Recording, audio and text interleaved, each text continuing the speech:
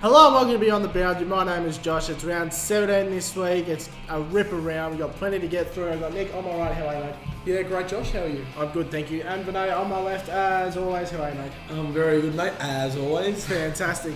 Our tips, boys, we all got 7 this week because we all tipped the same. We did. You and I have to change something to catch We've got to mix it up, yeah. We've still got a 2-tip lead, boys. What is going on? No, This I don't know. mate, I say it every week, but this is actually the round that could split a few hairs. It certainly could. Speaking of this round, let's kick into Friday night. Just before we get into Friday night, remember to check out our News and Views show, which we've recorded this week. The first time we've done it, there's a link to it in the bottom right-hand corner there. Just a 20-minute show talking about all our opinions on the issues of the week, including Gary Ablett, Brian Lake, Anthony Morabito, and some other things there.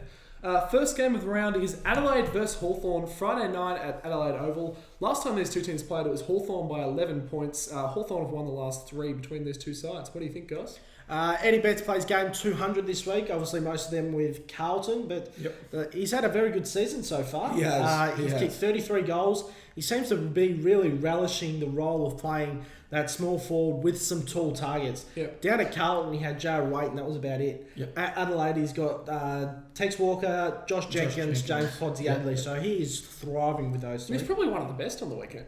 Oh, absolutely. He was. Absolutely. I think he's had a very, like you mentioned, a good season. At the start of the year, a lot of questions were asked, is he worth the money Adelaide's throwing at him? He's proven them right. Like, they've really used him this season really well. He's kicked crucial goals at crucial times.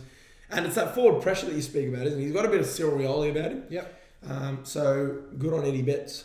Another player I thought was really good on the weekend was Rory Sloane. Absolutely. I thought he was absolutely fantastic. I know you watched the game. What was your take, mate? Oh, Batman. He's he's fast becoming one of my favourite players. Mad Mates. Yep, he was an absolute star. I did just use the absolute star, but he's a gun. I think he had something like 7 tackles, 2 goals, 29 touches, had a couple of score assists. He was absolutely out of sight, and he is, I might even go as far to say this year he's their number 1 midfielder. He's actually pipped Patrick Dangerfield. His consistency is unrivaled in that side. He's just every week you know what you're going to get from him.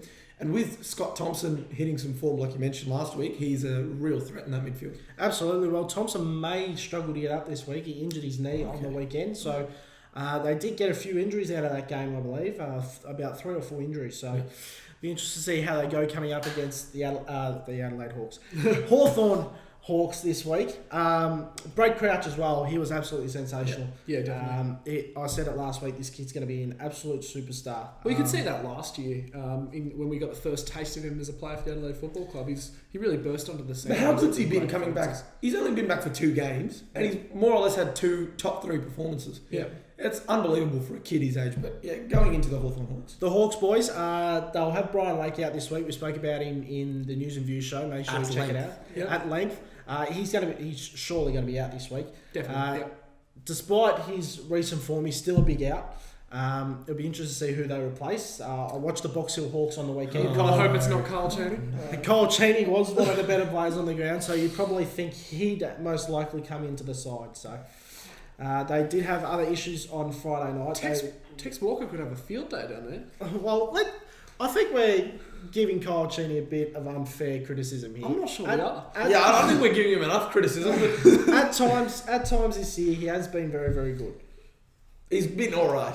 He's been okay. But like you mentioned, that is a big out, at least morally for Hawthorn. Knowing that one of the big key defenders, Norm Smith medalist, has gone out. Yeah. And not in the way they, especially want him to go out. He's lost a bit of respect from his teammates. But I think that Hawthorn, they need to win this. And it's no certainty. The reason I say that is because Adelaide have played very well at the Adelaide Oval. They've managed some big scalps over Collingwood and also Port Adelaide. So Hawthorn will go over there knowing that they've got to do some work. They've had a taste of the Adelaide Oval once. Yep. Came close against Port Adelaide, but now they've got a chance actually.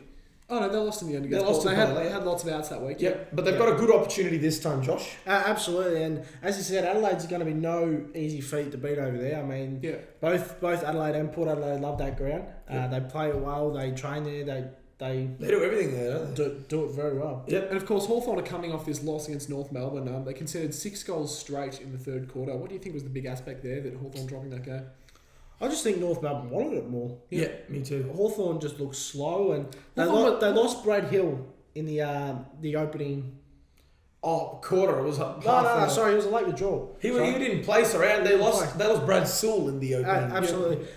Just Isaac Smith and Brad Hill offer so much run to that side. You take one out, the other gets more attention and a lot of pressure put on them. Yeah. You need both of them. Otherwise, Hawthorn look very, very, very slow. Hawthorn was second in the contest all day there. And North Melbourne, especially after half-time, they looked short things. Absolutely. Moving on to the tips, boys. Who do we think is going to win this one? I think Hawthorn will get them. Yep. I think they'll bounce back. Yeah, me too. I think they'll get the job done by 2 goals. I'm going to go with you there, Josh. I think the Hawks will bounce back and get the job done by 15 points. I think Adelaide will be very hungry because this is one of those games that they really need to win if they want to be a chance to make the 8. However, there it is.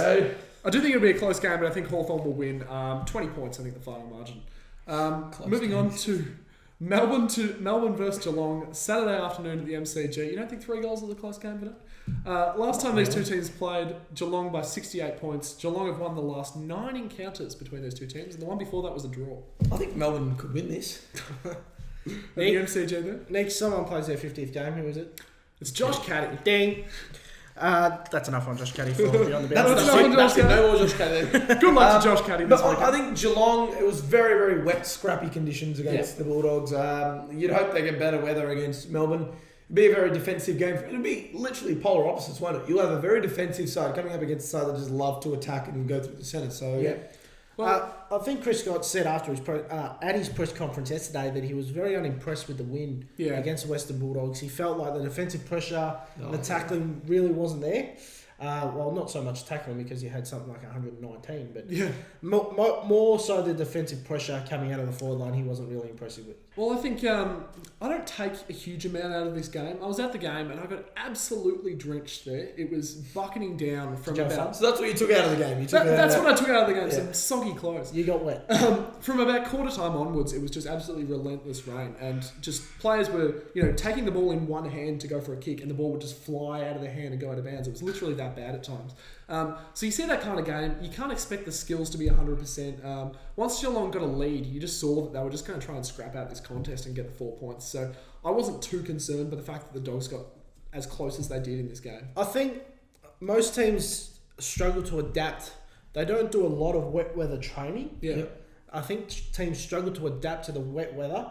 They try and play dry weather football in wet weather football, and that just never works. Geelong have been known as a good wet weather side in the past, but this was one of those days that it just wasn't a day for football whatsoever. It was just, the wind, the rain, the mud after quarter time. It was just a scrappy contest. There's 4 players I want to point out to you. Yep. One is Steve Johnson.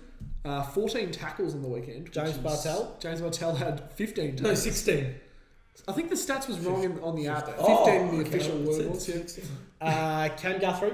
Cam Guthrie was great, playing a shutdown role for most of the game, I believe, on Ryan Griffin. They've all got one thing in common. They all had more than 10 tackles. Yeah, and the one other was Selwood. Yeah, Selwood didn't have much of the ball. He was 14 disposals. Yeah, tagged out of the game for the most of it, but his tackling pressure was great as well. I had 51 tackles between them, all 4. That is just extraordinary. That is a very, very unbelievable statistic. One less than what St Kilda had all game against Carlton. Yeah, well, just Bartel and Johnson especially, 30 tackles between them. That is crazy. That's almost unheard of. Yeah. Those kind of numbers. I guess the conditions would contribute to that, but that was crazy tackling. I think in order to win this game, looking at Melbourne now, they play a very counter game, don't they? They like to counter what their sides do. If they can do that to Geelong don't generally smash. They haven't really smashed many sides this year. Well, they never do. Well, they have. The last time they played the wrong. Well, they've had 100-point win, which was against St Kilda in 3 years. But the last time you played them, you won by 10 goals. What happened against down at Simmons Stadium when you played Melbourne? Yeah, that was a long time ago. No, but a long time ago. It was hang on. years ago. Guys, the last time they played, Geelong won by 10 goals. Yes. 11 goals. So that is just a fair belting. I think that Geelong aren't doing that as much anymore this year. And we've actually spoken about their inability to close out games as well as they have in the past. Yep. I think Melbourne, in order to win this, they need to stop that run. They can't let Geelong use that Geelong highway, I think they call it, right down the middle of the ground. Stephen Motlop, if I was Paul Roos, and Paul Roos probably knows this better than I do, but you need to send someone to that man. If there is a term playmaker, if you want to know what that means, go look at what Stephen Motlop does. He had sort of a stagnating return after injury. I think about round 8 he returned. But the last 3 games, He's been almost best on ground in all three. I think he's been best on ground in 2 of them and just about this week.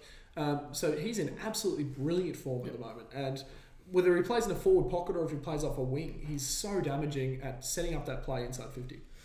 And the Demons, boys, there's one Jones that's been absolutely phenomenal, and not Nathan. Matt has been very, very good. Nathan's been fantastic. Fantastic as well. But Matt Jones has had a superb month.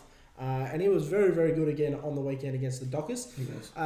Personally, I felt it was Melbourne's worst game on the weekend.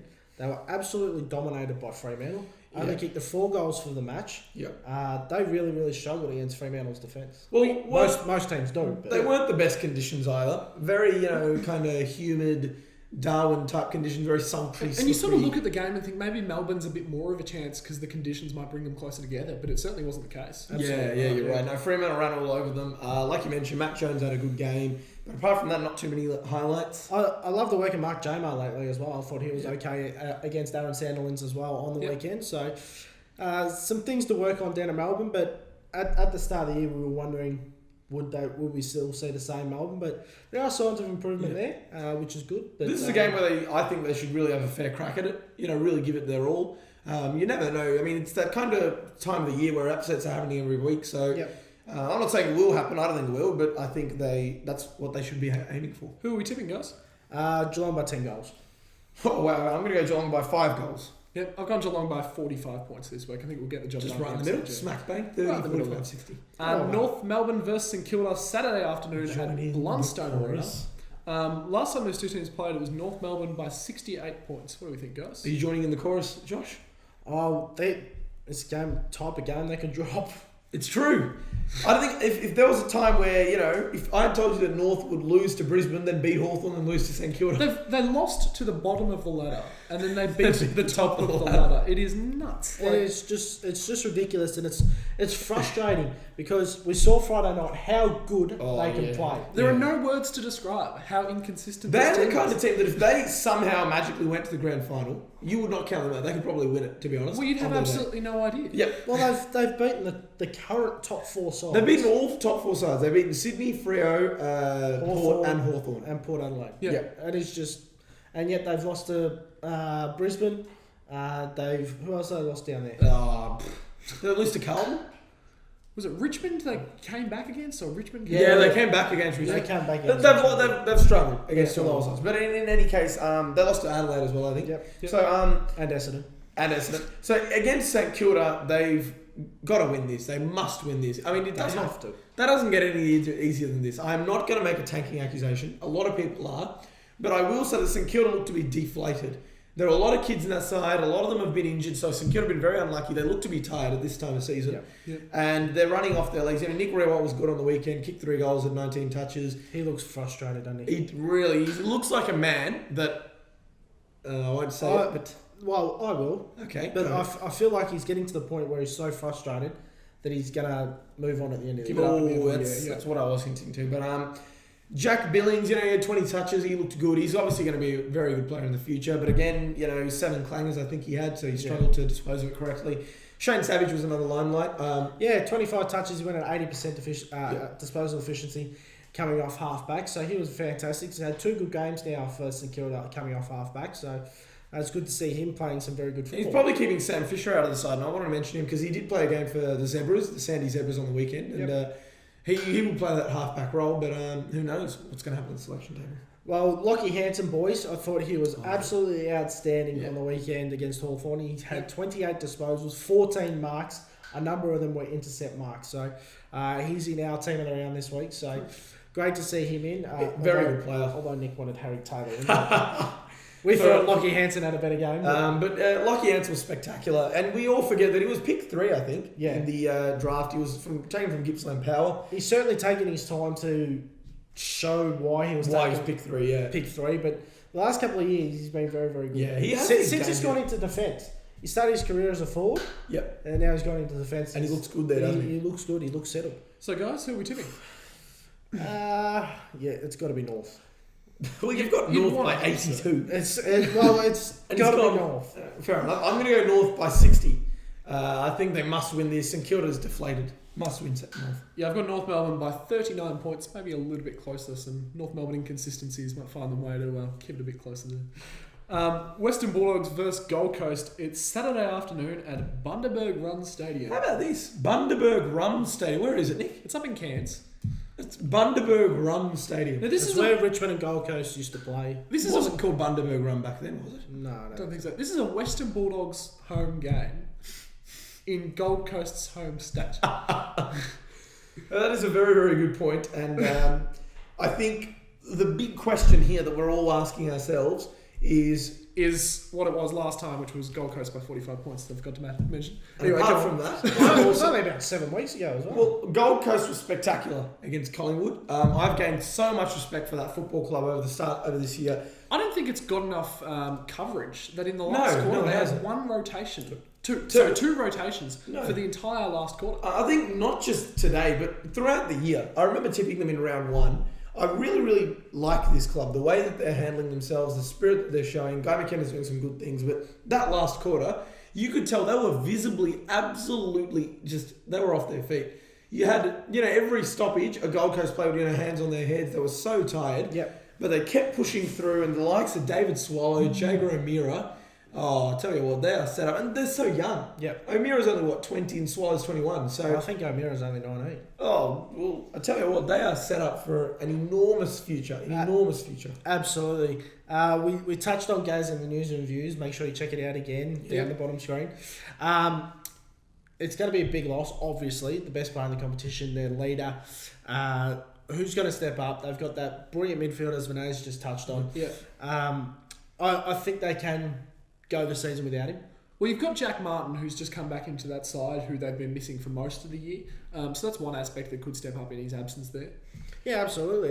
Well, Jack Martin's been playing in the defence, and in that last quarter, he was thrown into the midfield, and he looked pretty, at home. He didn't look. Yeah. He was in his zone, so this might be a good chance for him to get into that midfield. Sam Day, I thought, was fantastic as well against the Pies. He kicked 4 goals, had not kicked a goal in 6 weeks. Oh, wow. Stepped up when they had kicked 4 goals, took a number of clunking marks. One in the last quarter as well. One in the last quarter. He was absolutely fantastic.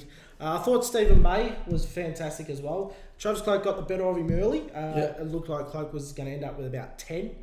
But Stephen May pulled him back and did a fairly reasonable job on him. He plays his 50th game this week as well. Good on you, Stevie. Now, moving on to the Bulldogs, who I think it was 13 points in the end. They came close to the Cats in the wet down at St Stadium.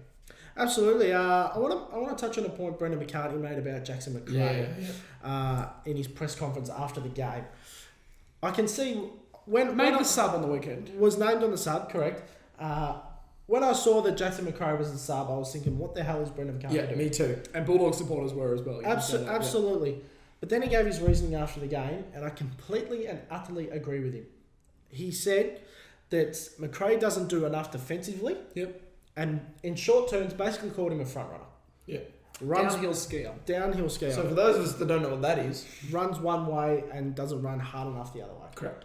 So, and Brendan McCartney alluded to that he was very lucky to stay in the side because of these defensive issues. Now, I know at Melbourne, Sam Blease, who's absolutely tearing the VFL apart, has the same issue and cannot get back into the side because he has to work on his defensive effort. Yeah. Jackson McRae, I will not be surprised the way McCartney spoke about him in the press game, if he's dropped this week, and that's setting a standard. It is. You can get a mountain of possession, and get your 30 touches, but if you're not working hard enough defensively, exactly right. And you're not doing the team things. You're doing things for yourself to get the ball and get it forward. Team is doing forward and defence. And you're right. And McCartney did also say that his possessions can't be at the expense of the team's structure. Yeah, exactly. And the way that they play. To be honest, that team has enough ball gatherers. Yeah. You've got Griffin, Liberatore, Boyd, Dalhouse. That's more than enough guys that can get 30 plus disposals. Bontempelli. So he has a very good defensive game, Bontempelli. He laid 10 tackles on the weekend. So I think you're 100% right. Jackson McRae comes across a lot to me like Andrew Gaff.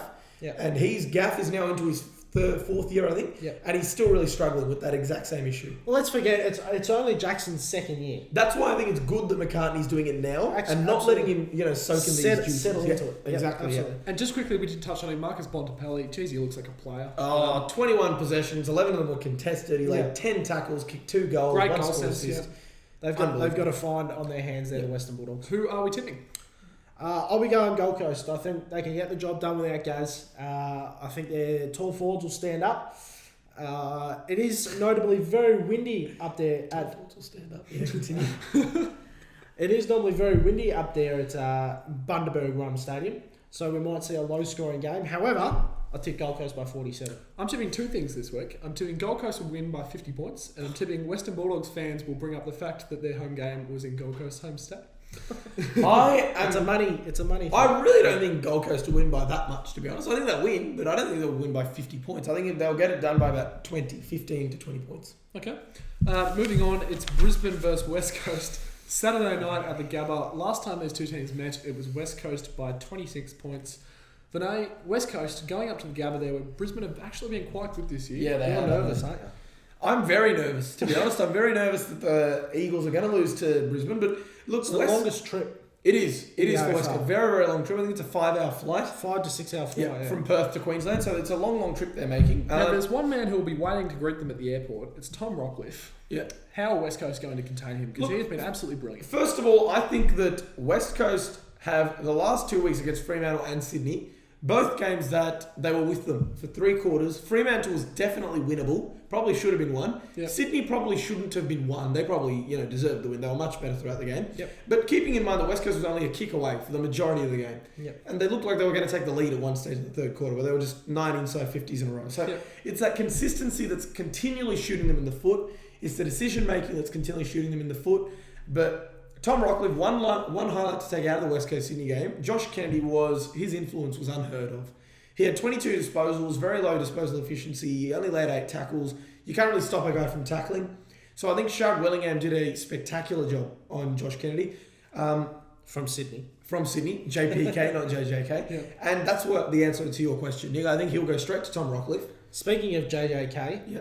unlikely to be playing this week, Yes. I would have thought. Remember, this is taped on Monday before the MRP comes out, so we're assuming that He won't play. He won't play through suspension for that hit on Zach Jones, who was subbed out the game with concussion. Yeah. How are the West Coast Eagles going to function that forward line without their main goalkeeper? I don't think it'll be a problem at all, to be honest. In fact, I think it works, I don't want to say nicely, but I think it transitions okay because Jeremy McGovern can now play a stay-at-home forward role.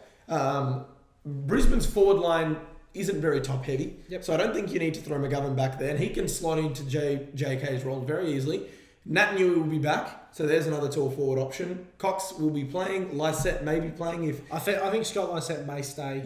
And there's another Kennedy goes out. There's another tall forward option. He kicked a goal from 55 metres out on the run Yep. against Sydney, so I think he's a more than capable forward. And then you got Lacrae, you got Darling. I think forward line is not an issue for West Coast. It's just the delivery that's absolutely shooting him in the foot. Justin Clark, boys, I thought he was absolutely fantastic on Jackery Rod on Saturday afternoon. One of the team of the round for him this week. Absolutely, well deserved. I thought maybe you didn't think Easy, him. man. Eric McKenzie just quickly kept Lance Franklin to 3 scoring shots. 2 of them were on the run from outside 50, mind you. Both were behind, so he kicked 1-2 in the end. Yep. Lots of competition for that forward. And the only position. goal Franklin kicked was from a free kick. Okay. So Eric McKenzie definitely deserves a mention. He's been going under the radar. Must be All-Australian at this stage. We're not backing down from our selection of Justin Clark, but I feel we may cop a bit of backlash from that one from the West Coast fans. No, they're a good bunch. They're a civil bunch. So Wait for the John Civil? Harry Taylor as well. Civil, okay. But back onto Clark. Yeah, Justin Clark, he held Rewald to 2 goals, and I thought he was absolutely magnificent on the weekend. He cut off a number of forward 50 entries. He did. A number of spoils. He helped... he was He's a very athletic defender. Yeah. What I'm seeing there is mostly you see key position defenders are kind of burly guys. He is a very athletic defender. He's got the legs. He's able to match them for pace. You saw Eric McKenzie was able to do that with Franklin. I think he's got exactly that, and that's very, very good considering that Brisbane's defenders are on the out in terms of age. Brisbane up forward. They've got Merritt up forward, who wasn't the best performer on the weekend. Source Merritt? No, absolutely not. Alex Rance took him to the cleaners. He was, well held by Rance and didn't give a lot up forward. But we must remember he has played the most of his career down in defence. he has had some successful games up forward, so he can play that forward role, but wasn't his best day on the weekend. I think that Matthew Leuenberger will come back for this game. Yep. The reason I say that is because if West Coast play all three, Cox, Natnew and Lysette, then Brisbane cannot expect Stefan Martin to stretch himself. So Leuenberger's had 2 weeks now in the Sandful, in the Neefel.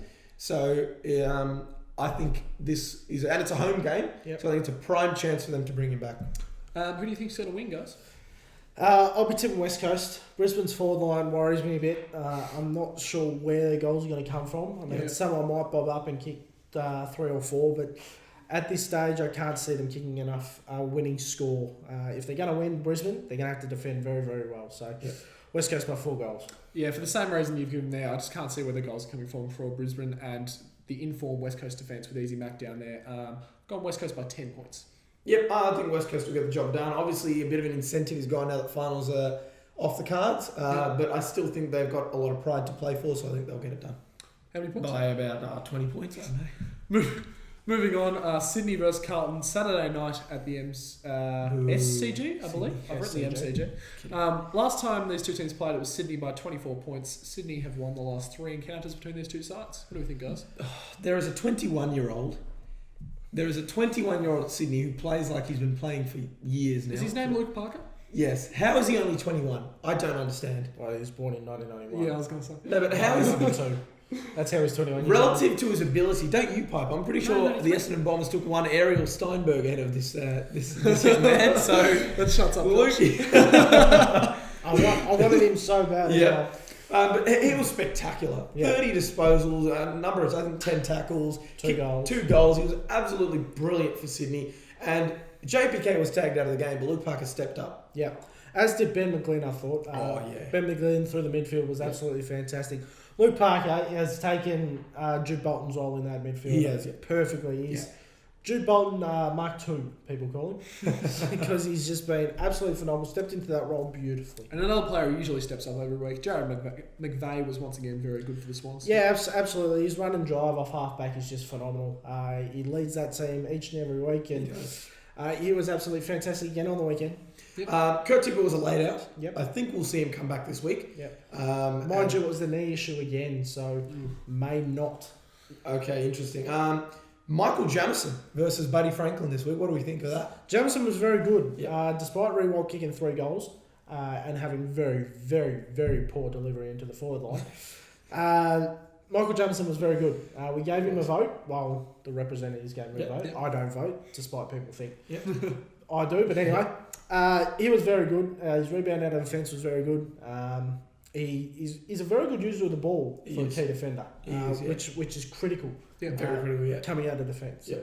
A player somewhat surprisingly for me who was a standout performer for Carlton was Andreas Everett. Yeah. Coming up against his former side this week. Well, he is, and he was always a good player. Even at Sydney, he was a good player. It's just that breaking into that Swan side was always going to be very difficult. Yeah. You see Tom Mitchell struggling now, but Andreas Everett, Mick's given him a chance, backed him. He's the swingman for Carlton. Yep. He's the Westhoff of the Carlton Football Club, and he showed it. I think he had 13 marks, 2 goals, he had 24 disposals. Well, he had a very good start to the game. He dropped off towards the end. Yep. But at the 4-minute mark of the second quarter, he had 14 disposals, 9 marks, and 2 goals. Yeah, so he was on fire very early. Amazing start. And he was going at 96% disposal efficiency. So he's obviously a very good user of the ball. Yep. And I love the fact that Carlton are now getting some of these players from other clubs, recycled players that are doing it for them. Sam Doherty's another one. Sam Doherty's the other one I was just about to touch on. Yep. He had 28 disposals, I think. He was spectacular. He had an injury interrupted start to the season. Yep. Had to come back through the VFL. But he's been absolutely fantastic since coming back into the side. So it's great to see him. One question I want to ask you both. One word answers. One word. One word. Okay. With Levi Casbolt and Lockie Henderson kicking 4 goals each on the weekend. And Simon White. Jared Waite's career over? Ooh. No. Career over? No. I don't think his career's over. No. I don't think he's... It's hard to say. He's still, keep in mind, he's still a very, very good key position forward when he's, in his zone and when he's not screwing around. Yeah. He can be deadly. He's a very good kick and he's a very good contested mark. So I don't think they can just discard him Look, I'm going to say no, but having said that, I think they have found a good forward structure there. On the back, forward structure. I don't think they can end his career on the back of a good performance against St Kilda. Not exactly the best defence in the AFL. No offense to St Kilda fans, but I think if they'd all kicked 4 goals against, a Hawthorn or a Fremantle, then your point may have merit, but I don't think they can make that call based on this game. Long one-word answers, people. Anyway, who are we tipping, guys? Who are we tipping as a... Sydney, 64 points. Oh, come on. What? So you don't give Carlton any chance at all. Vinay thinks Carlton are a huge chance. No, I don't think they're a huge chance. I don't think that. There are people other than You just dislike Sydney. No, hang on. I want to quash that rumour. Yeah. Sydney is a very good side. They deserve to be number 1 on the ladder. And the way they played, I am putting them in for a grand final berth. They were spectacular. But they did... We saw them against Richmond. Richmond were with them. And I think Carlton is a better side than Richmond. Carlton is also one of those sides that does play well against good teams. They took it to Collingwood. They took it to Hawthorn. So you can't say for certain that they're not going to take it to Sydney. And I don't think it'll be a 64-point blowout. I think Sydney will win by about 15 to 20 points. Just a quick stat, Nick, before you give your tip. Yep. Each time Sydney have been on top of the ladder after round 16, which is 7 times, They've made the grand final. Well, there you go. I think it will be a big blowout, actually, Vinay. I think it will be Sydney by 62 points up the SCG. You guys you'll see. Richmond, Come on, Blues. Richmond versus Port Adelaide, Sunday afternoon at Etihad Stadium. Last time these two teams played, it was Richmond by 41 points. Trent Cotchin, very good on the weekend. Absolutely. He's backed up his brilliant performance against the Saints 2 weeks ago, where he kicked 5 and had 30 touches. I think it was brilliant against them. I don't think he was that good against Brisbane. No? I've watched him, and Matthew Lloyd made a beautiful point about him on Footy Classified. Trent Cotchin, his metres gained is pathetic. I don't think he does nothing for their metres. The number of times he goes sideways and backwards is unbelievable. You should have seen him. He stands in the back pocket. Well, he's definitely chips a it link-up short, player. gets the handball back, and then chips it sideways. And then runs onto the wing, gets another kick there. There's 3 disposals. There's 3 disposals. How many metres gained? He's gone forward maybe 10 metres, he's gone sideways, and then he's got the ball back. So I still think that he has a lot to work on there. Yes, he's a star player. He's got so much talent, bucket loads of talent, but I really think that he needs to be that guy that goes forward. He needs to become the next Delidio. Because Delidio is the only one that gets the ball and looks forward. Every other Richmond player, Hooley, Cotchin... Martin, yeah, I agree. Definitely Dustin Martin. Maybe even Brandon Ellis to an extent. But I'll touch on Brandon Ellis in a second. But Trent Cotchin needs to work on that, Josh. Absolutely. I kind of agree. I think you made a fair point there. Yeah, made a very good point. It's not all about disposals, it's about getting the ball forward. Exactly. And working your way forward. Exactly, yeah. It's no point getting disposals going sideways. That's exactly I think you make a brilliant point. Jack Greenwald, game 150 this week, boys. He'll be looking for a big game. A bumper game. We were going to get him on the show, but he's done a Beyond the Boundary media ban, so we couldn't get him on. Shane Edwards, didn't like that one. Shane Edwards was pretty good on the weekend as well. He was spectacular. Well, he had 12 clearances or something, didn't he? Yeah, he had one of his best games this year, arguably, really. How many clearances? 16 clearances. Something ridiculous. Yeah, he had a number of clearances. Yeah. It was absolutely fantastic. And he's in our team in the round this week as well, on a half-forward flank, I think. I believe, yeah. Well deserved. He was definitely very good. One player that worries me at Richmond is Bashar Hooley.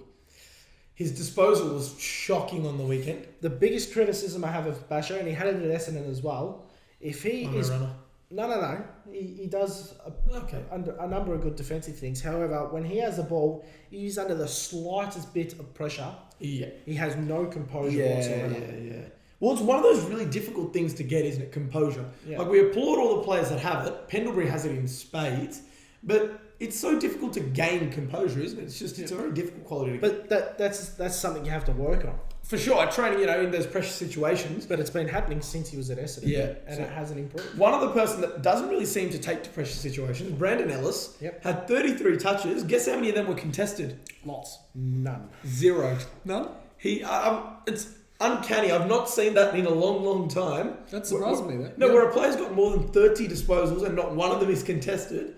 It's unbelievable. To the point it was becoming a joke. The commentators were saying he was running out on the wings like he might get a contested possession here. So, I was going to say, the fact that you're touching on it, I was just expecting to have lots, like 30 disposals. It's a crazy amount to just have all uncontested ball there. Zero. And Anthony Miles, isn't he just the find of the century? This kid is We've spoken about him in the last couple of weeks. He's just been fantastic. So it's good to see him. Port Adelaide boys, Cameron O'Shea plays game 50 if he's selected. Justin Westhoff plays game 150. So Justin Westhoff, guys, I thought he was good on the weekend. Not his best, but at times we saw the play he can be. He's probably had not so much a good season as he had last year. A decent season. He's still had a very good season, but he's not having the same impact he had as last season. Sure. That's the same as Chad Wingard as well. Chad's having a very down month at the moment. He's copping a lot of attention. Yeah. Teams are now very aware of how damaging this guy is, and they're really, really analysing him. And it's tough.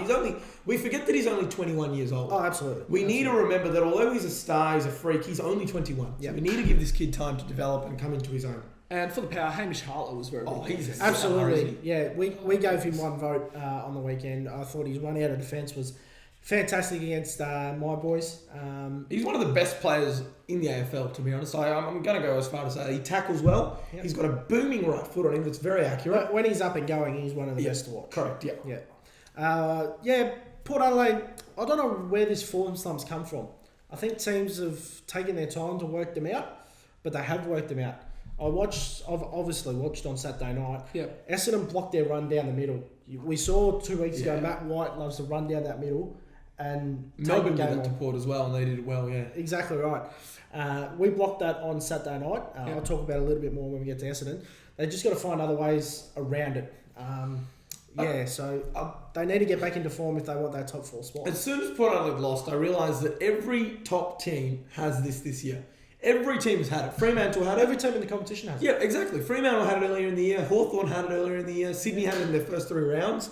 And now it's Port's turn. It was almost surreal. They were just winning every single game. It's a long season. A very long season. Teams are going to have their down time, and it was inevitable to happen. So, but the thing is, they must rebound and beat Richmond. Ken Hinkley realises that they're at a slump. But he's a genius of a coach. You mentioned that at length. So I would not expect this to continue. Who are we tipping, guys? Port will bounce back.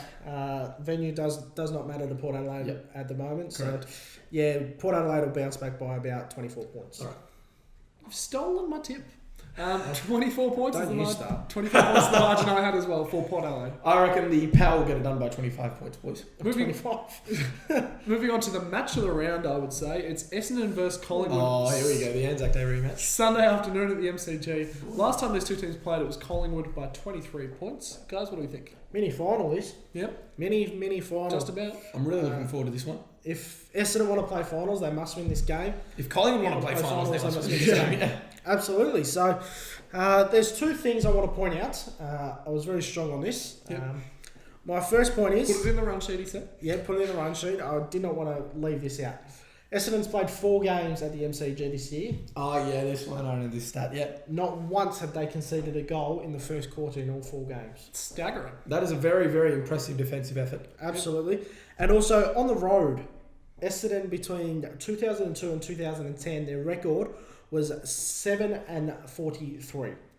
So shocking on the road. Shocking on the road. Yeah. 7 wins in 50 attempts. That's crazy. Correct. Yeah. Since James Hird and Bomber Thompson have come to the club, 2011 to present, the record stands at 13-6. Much better. That's looking a lot shinier. Yeah. I'm almost to the point where I'm more confident travelling interstate than I am in Melbourne. Okay, that's a bit of an odd feeling to have. It is. Fair enough. You're probably a North supporter then. Huh? You're probably a North Melbourne supporter then. But I love the work of Travis Collier at the moment. Yeah, he's just been absolutely phenomenal. He leads Essendon for the score involvements. He's had 30% of Essendon's score involvement since coming into the side. And you've got another nice little stat there, don't you? Have I?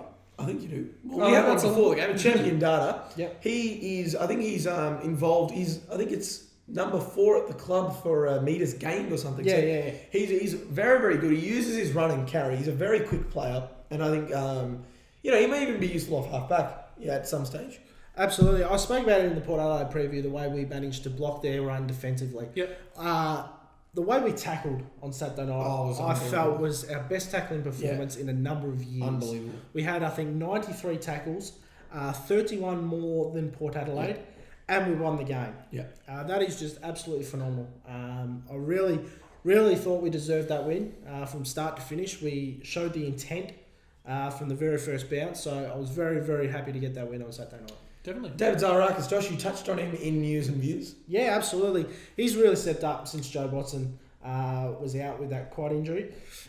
So he's been fantastic. Dawson Heppel was well held by Kane Corns on the weekend, but still managed to gather 20 touches and kick that match-winning goal. Two defenders I want to touch on. Three. Mark Bagley, Courtney Dempsey, and a recently turned defender, Jason Winderlich. Yep. I think their last 2-3 weeks have been absolutely phenomenal coming out of defence. Jason Winderlich, his pace out of defence, the way he uses the ball. You saw that a couple of times, yeah. The way he uses the ball has just been absolutely phenomenal, and he's become a very dangerous defender down there. Yep. On the other side of this coin, boys, the shining Collingwood light Magpies. for the Collingwood Magpies was still side bottom on the weekend. Correct. As he has been for the last couple of weeks. I thought Scott Pendlebury was unbelievable as well. Yeah. As you can expect from as he him week usually in and is, week out. Yeah, but they're in a run at the moment, Collingwood. It was not too long ago that they were looking at top 4. They were in the top 4. Yep. And they were looking at holding that spot. Now, people are asking whether they're even going to make finals. And this is a tough game to come into. They've just had a really demoralising loss against Gold Coast. Yep. And now they're coming up against a really confident, pumped up Essendon, which I say every week loves this underdog thing. They're the underdogs of the AFL. They know that every other club, has something against them. Essendon's taken on that approach of us against the world. Yes, and that is working. In every aspect, on and off the field. And it's working for them. They love it. They love a bit of banter. Brendan Goddard tweeted during the week saying it's not the portress, it's the donjon. It's the donjon, yeah. So, they're liking a bit of lip. They're going out there and, telling the competition that we're here and we're going to get in your faces, get used to it.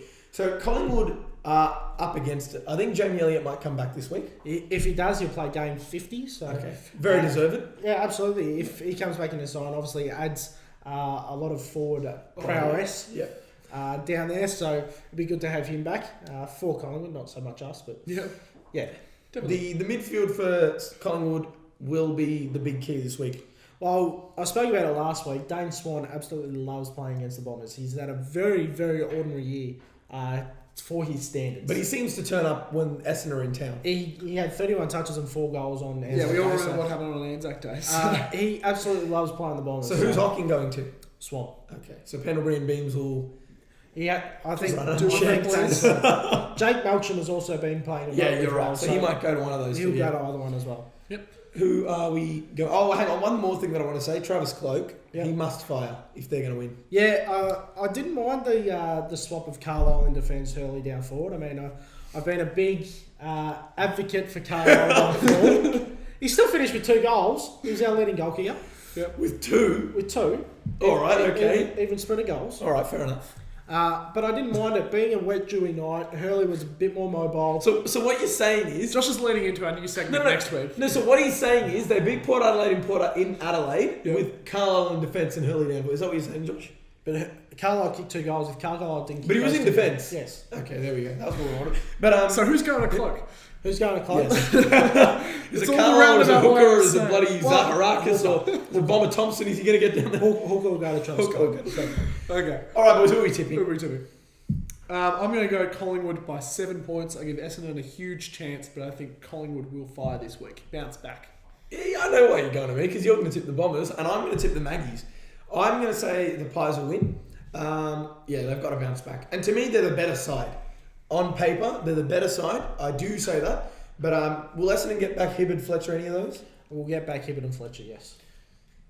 All right, I don't know. I might change my mind, but I still think at this moment Collingwood by 1 point. Sorry, by 1. Bell Chambers a chance as well. Collingwood by 1 point. Josh, 20 seconds. I'll be tipping Essendon. There we go. Bomber will be drilling into the players that the win against Port Adelaide will mean absolutely nothing if they do not back it up. He wants to use the whole 20 seconds. Yes, I do. 17 points. Last game of the round. This is the game of the round. Oh, Fremantle versus GWS. Sunday afternoon at Patterson Stadium. I can't wait for this. Last time these two teams played, it was Fremantle by 113 points, if you don't mind. Nathan Fyfe is on fire at the moment. They've got the best midfield in the AFL at the moment. The most in form, every week in, week out, delivering midfield. Nathan Fyfe, Lachie Neale, Michael Barlow, David Mundy, Stephen Hill and Daniel Pearce. Yep. Every week for the past month, every single one of those guys has delivered. And I dare you to find me a better midfield in the AFL at the moment, a better performing, more consistent midfield. Sydney. No, I wouldn't agree with that. JPK had a very quiet week this week. You're allowed a quiet week. Hanbury didn't play, but JPK had a quiet. No, but what I'm saying is none of these guys have quiet weeks. You go back for the past 4 weeks, every single one of them has delivered every single week. Yep. And they're game changers. Stephen Hill is their best wingman in the AFL at the moment. Didn't play this week. He didn't play this week, but... No, coincidentally, because neither did Brad Hill.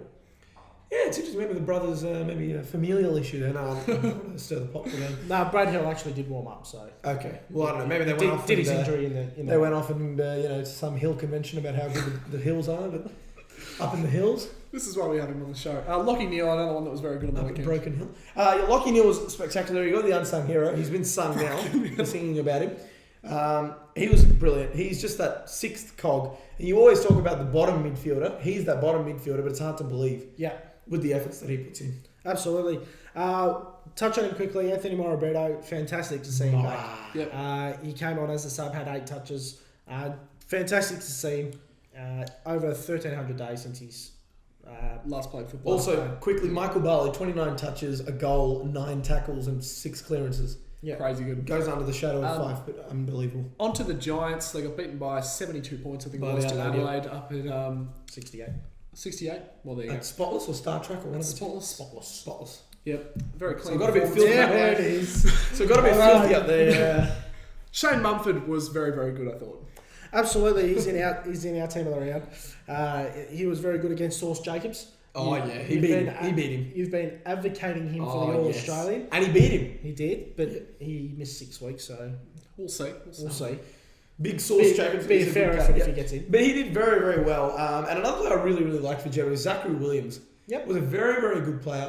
He played in defence, and he was very, very good. He played that half-back kind of role. But what I like about him is he's a half-back player that can also play KPD, which is worth its weight in gold. Yep. KPD, key position defender. And that's why Geelong is so good. They've got Harry Taylor who does it. They've got Andrew Mackie who does it. That's why the defence works so well, because it's so versatile, and I think they've got a gem there. Jeremy Cameron, boys, game 50. Oh, here he is. Game 50. Of 50 and many more to come. He's played 50 games. I would have thought he played more than that. It looks like it, doesn't it? It certainly does. He's Matthew. He's not having his greatest year, but what were you going to say? No, that's all right. Continue. He's not having the greatest year, but he's still, he's important. He's still important. But 50 games, that's just... Matthew Lloyd said he'd be a 500 gamer. 500 gamer? No, 500 goal kicker. Jeez! 500 games? No, He's 500 in 2030. Give Dustin Fletcher a run for 500 goals. Matthew Lloyd said he'd kick 500 goals. He'd be a 500 goal kicker. Which he's already got 100 plus. Yeah, so I think that is a very good call from Lloyd. It's a pretty obvious goal there. But I think Cameron's goal output this year may be impacted by the inclusion of Boyd and Patton coming back and getting... Patton's been very good as well. Yeah, general. Yeah, absolutely. General. Boys, who are we going to tip? Do we give GWS any chance at Patterson Stadium here? I'm going to tip Freo by 90. Yeah, I've got Fremantle by 95 points. Fremantle by 100. That brings us to the end of another edition of Beyond the Boundary. I like that show. That was it was good. Yeah. As we've mentioned quite a few times, remember to check out the News and Views show, new segment this week, which we're hoping to continue. So, opinionated segment, we cover the large issues in football. I know a number of people have come to me and talked about things like equalisation and saying that we should talk about that. Those are the kind of issues we'll tackle in that show. And it's a very highly opinionated show, so no political correctness, we can tell you that. Definitely. Thanks to our producer, Justin Westhoff. I hope you enjoyed our Westhoff cam this week. New edition, which we haven't had in the past. So. Our Twitter handles, boys. Guys and Ed, Joe Ricard 1991, VKLH. And our new one. A new one? Our new one, BTB AFL. We do actually have an official Twitter account now, so you can follow us there. BTB AFL, follow us, ask us any questions. We'll put our initials at the end, whoever's talking. We've all got access to the account. What's that above your head, Josh? BTB, I was getting there, chance. BTB AFL at live.com. And that's an opportunity for you to subscribe up here. Yep. That is an opportunity for you to directly communicate with one of us. If you want to ask us a question about something on the show, go ahead. Yep, absolutely. Who would you like to thank? Valiant. I've run out of ways to thank them, so I'm just going to thank them normally. Thank you, Valiant. They're a great partner, and they do great things in YouTube. Beautiful, boys. Thanks for joining us. It's been a cracking show. I really enjoyed it, Nick. Certainly has. Good luck to your Cats on Saturday afternoon against the Demons. Good luck to your Lions on Saturday night against... Your Lions? Your Eagles against the Lions on Saturday night. They might need it, actually. Good luck to your Bombers against the Pies. You'll need it as well. Need it. Oh. Harsh. Anyway, we'll see you next week. See you next week. See you next week.